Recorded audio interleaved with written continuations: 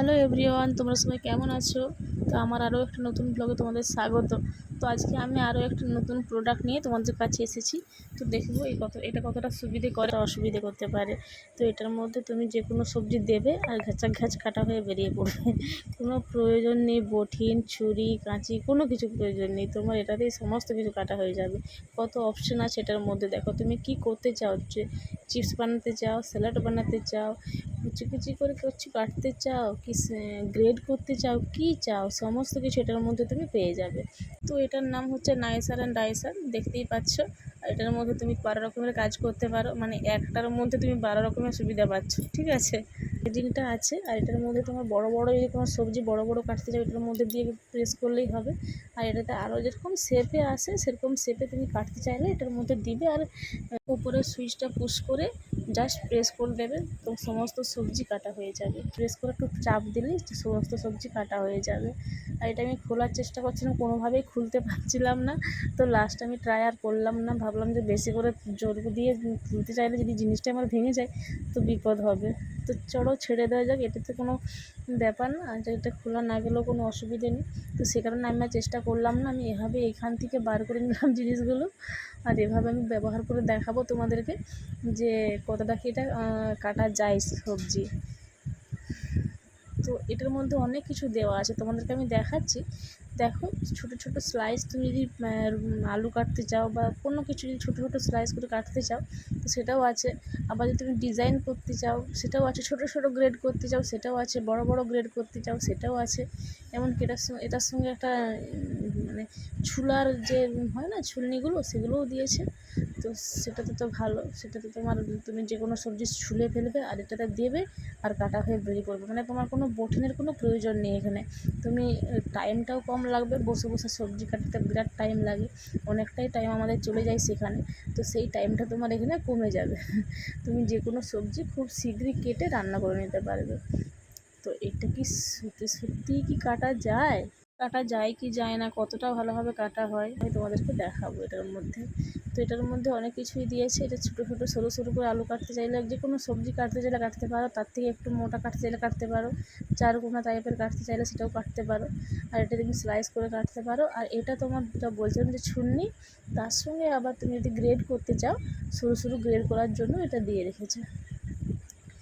তো প্রথমে আমি আজকে তোমাদেরকে দেখাবো আলু পেঁয়াজ কেটে যে কাটা যায় কি না।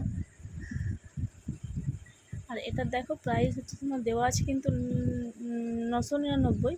আর আমার কাছে নিয়েছে ওই 350 মতো নিয়েছে, 999 টাকা কিন্তু নেয়নি, 350 টাকায় নিয়েছে।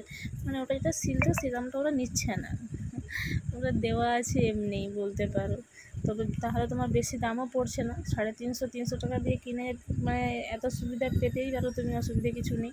তো গাজরটা আমি দেখছিলাম যে একটু মানে ছুলতে হবে, তো তাই জন্য ভাবলাম যে এটার মধ্যে এটাই ছুলে তোমাদেরকে দেখায় যে এটা কতটা ভালো। হ্যাঁ, এটা অবশ্যই ভালো, এটার মধ্যে ছুলে যাচ্ছে, খুব সুন্দর ছুলা হয়ে যাচ্ছে, মানে আরামসে ছুলে যাচ্ছে, কি সুন্দর দেখো ছুলা হয়ে যাচ্ছে। আর সব থেকে ভালো লাগছে দেখো এটার মধ্যে যদি তুমি গাজরটা ম্যাশ করতে চাও, গ্রেড করতে চাও, এটার মধ্যেই তুমি করতে পারো, তোমাকে এক্সট্রা করে আর কিছু নিতে হচ্ছে না যে আরও কিছু একটা নিয়ে আসি সেটা ব্যবহার করতে হবে, সেটা কিন্তু করতে হচ্ছে না, এটার মধ্যেই তুমি করতে পারছো, তাই না। তো প্রথমে আমি আলুটা দেখবো। দেখো, আলু কাটা হলে কিন্তু গাজরও কাটা হবে। ন্যাচারালি কী হয়, আলু আর গাজরের টেক্সচারটা কিন্তু একই, তাহলে আলু কাটা হলে গাজরও কাটা হবে। চলো প্রথমে আলুটা দেখব যে কাটা হয় কি হয় না। তো প্রথমে আমি গোটাই দেখছি, কেন কি গোটা হলে তো সুবিধে হয়, সেই যদি তোমাকে ছুরি বা বটি নিয়ে বসতে হয় যে ফালি ফালি করে কেটে এর মধ্যে দিয়ে তারপর তুমি কাটতে পারবে, তাহলে তোমার এটা নিয়ে কী হলো, তাহলে তুমি বটি নিয়ে কেটে নিতে পারো বা ছুরিতেই কেটে নিতে পারো, তাই না। তো সেই কারণে আমি প্রথমে গোটা দিয়ে দেখছি যে কাটা যায় কি না। তো প্রথমে তো দেখছিলাম কোনোভাবেই কাটা যাচ্ছে না, আমি প্রথমে আস্তে আস্তে প্রেস করছিলাম, ভয় লাগছিলো যে ভেঙে টেঙে যাবে, কিন্তু কিছুতেই কাটা হচ্ছিল না। তারপর আস্তে আস্তে অনেক জোরে আমি প্রেস করছিলাম, না কাটা যাচ্ছে না, কোনোভাবেই কাটা যাচ্ছে না। আলুটা একদম মানে এর মধ্যে গাঁথা হয়ে গেছে, যে শুধু একটুও পেরোয়নি, মানে হাফটাও যায়নি, জাস্ট ওই ব্লেডটার মধ্যে গাঁথা হয়ে রয়ে গেছে, আর কিছুতেই এগোচ্ছে না। আমি তো লাস্ট অবধি উঠে দাঁড়িয়ে প্রেসার দিয়ে আলুটা কাটার চেষ্টা করছিলাম, ভাবলাম হয়তো প্রেসারটা কম পড়ছে তাই জন্য কাটা হচ্ছে না, কিন্তু না, কোনোভাবেই কাটা হচ্ছে না। এটা হয়তো ফালি ফালি করে কাটলে কাটা হতে পারে।